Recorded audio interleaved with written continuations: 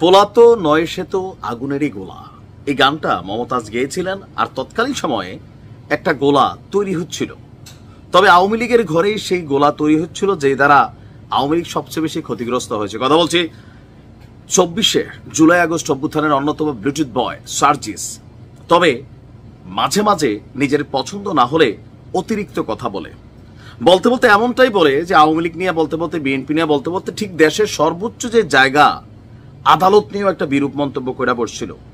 তবে সব জায়গায় যে বিরূপ মন্তব্য করতে নাই, সেটা এবার তিনি টের পেতে যাচ্ছেন। যদি ক্ষমা প্রার্থনা না করে, তাহলে আমার ধারণা সার্জিস গ্রেপ্তার হবেন। যদিও জামিন পেয়ে যাবেন, কিন্তু গ্রেপ্তার হবেন, কারণ আইনের কাজই হচ্ছে সবাইকে লাইনে আনা।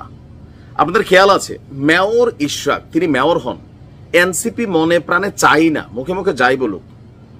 সরকারে থাকা তাদের উপদেষ্টা তারাও চায় না, সরকার নিজেও চায় না বিএনপির দাবি, আর এনসিপি তো চাই না।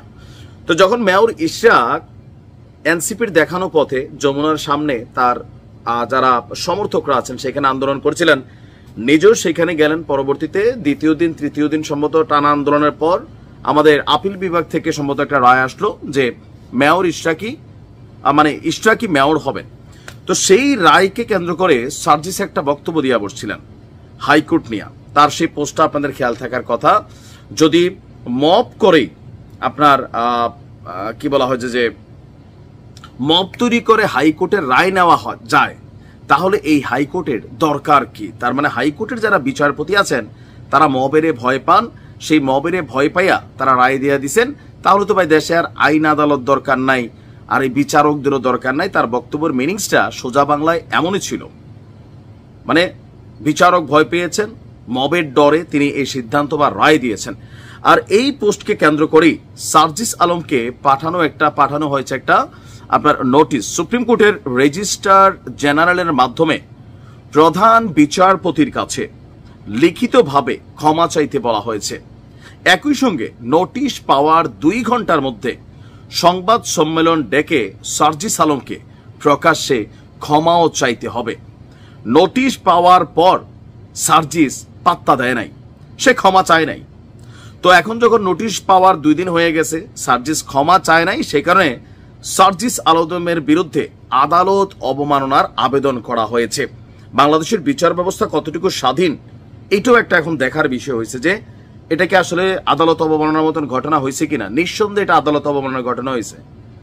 এখন সার্জিস আলমের বেলায় হয়েছে কিনা এ নিয়ে আমরা যদি দেখি, 28 মে বিচারপতি ফাহমিদা কাদের এবং বিচারপতি মুবিনা আসাফের হাইকোর্ট বেঞ্চে আবেদনটি দায়ের করেছেন আইনজীবী মোহাম্মদ জসিম উদ্দিন।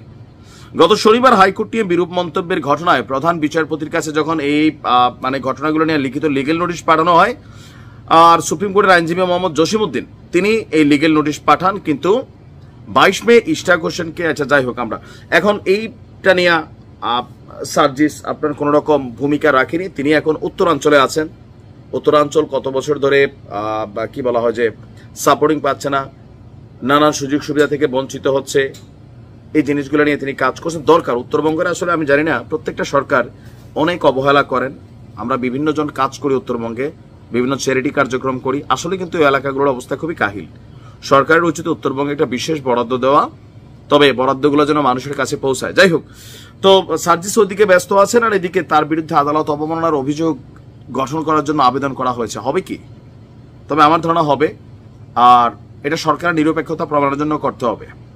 আইন আদালত এগুলো যে একটা রুলসে চলে, আর যদি না করে তাহলে আইনজীবীরা বলছেন যদি সে আদালত অবমাননার আবেদন তৈরি হয়ে যায়, তারপর সে ক্ষমা না চায়, তাহলে তাকে গ্রেপ্তার করা হবে।